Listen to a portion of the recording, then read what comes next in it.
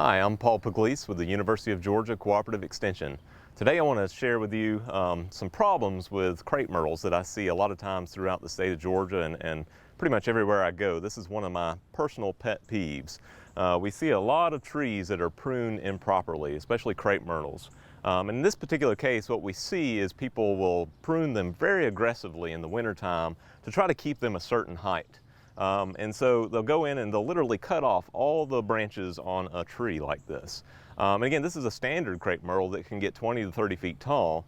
And when you do that, what happens is you'll actually get a lot of suckers and new growth that'll come out in the springtime. A lot of people assume that you have to do that to get big blooms on crepe myrtles, but in fact, you don't have to prune crepe myrtles to get blooms. In fact, they will bloom perfectly fine without any pruning at all. And in some cases, what we see is problems with the branches that come out are very succulent and very aggressive, and they'll actually start to bend, especially with the weight of a bloom in the summertime. And then they start, hitting people in the face, next to a sidewalk or near your house, and they become problematic.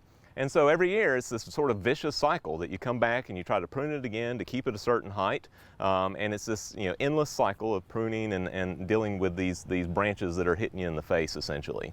Some other problems with hard aggressive pruning, this young tender succulent growth is going to be much more susceptible to insects such as aphids and diseases like powdery mildew on crepe myrtles. And so again, that's something that you're really asking for more problems when you do that type of pruning.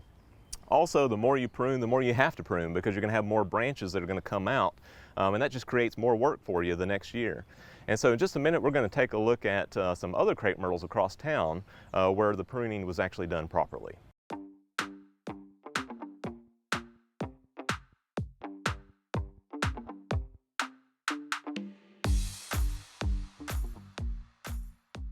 So this is a great example of standard tree form crepe myrtles. These are some of the most beautiful landscape trees that you could have in your garden or your landscape, and they're very popular trees to have around municipal areas like sidewalks and street side plantings and that sort of thing. With some of the standard tree form crepe myrtles, they can get as much as 20 to 30 feet tall, as you can see behind me here. And in this particular case, they were never pruned, and they're some of the most beautiful trees. If you don't prune them, they will have this sort of vase-shaped canopy appearance. And in so doing, the canopy is high enough that you can easily walk by on the sidewalk or drive by without the branches hitting your car or people. And so that's one of the great things about a crepe myrtle is it's a very versatile tree if you allow it to become a tree in this particular case. Now realize too that there are many varieties of crepe myrtles that are out there in the landscape industry. There are some that'll get, again, 20 to 30 feet tall. And then there are some that may only get maybe 8 to 10 feet tall. Those are what we call semi-dwarf crepe myrtles. If you're looking for a variety that's going to be low maintenance, that doesn't have a lot of insect or disease problems, we prefer or highly recommend a lot of the Native American varieties. Those that have Native American names tend to have less problems with powdery mildew.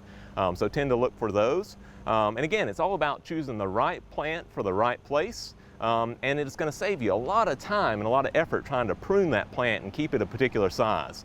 So again, it's all about putting that right plant in the right place. If you have any questions about plant selection or what types of trees that are appropriate to plant here in Georgia, call your local county extension office at 1-800-ASK-UGA1 or go to our website at ugaextension.com and continue to follow us on the Georgia Farm Monitor.